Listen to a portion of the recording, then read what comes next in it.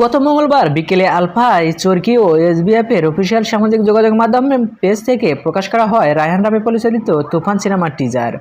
সিনেমাটির ঘোষণার পর থেকেই দর্শকের মনে অন্যরকম এক চাঞ্চল্যর সৃষ্টি হয়েছে। 1 মিনিট 21 সেকেন্ডের টিজারটি গত বুধবার 24 ঘন্টার পার না হতে ফেসবুক ও ইউটিউবে কোটি ভিউর মাইলফলক অতিক্রম করেছে।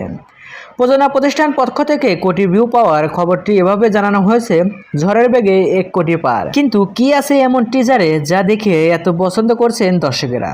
জেনে নেওয়া যাক সম্ভবত 7টি কারণ। সিনেমায় শাকিব খান আছেন ভক্তদের জন্য কেবল এটাই যথেষ্ট।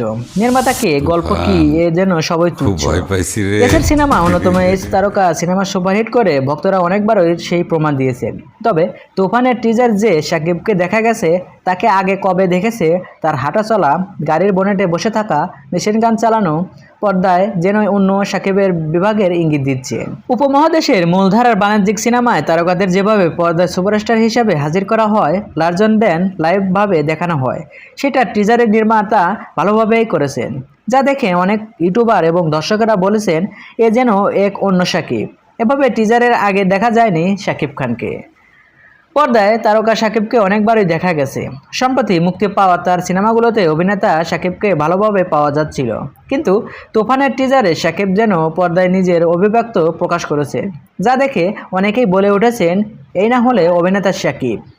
বিশেষ করে টিজারের শেষের দিকে বাথটবের দৃশ্যটি তিনি যেভাবে নিজের ক্ষোভ উগরে দিয়েছেন সেটা ছিল দারুণ। তুফানের টিজার ছিল শাকিবময়।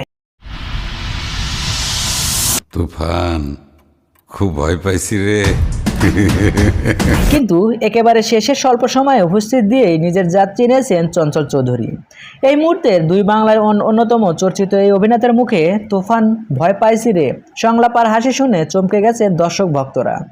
অনেকের ঘরের মন্তব্য লেগেছেন শাকিব ভার্সেস চঞ্চল, এবার হবে শিয়ানে শিয়ানের টক্কর।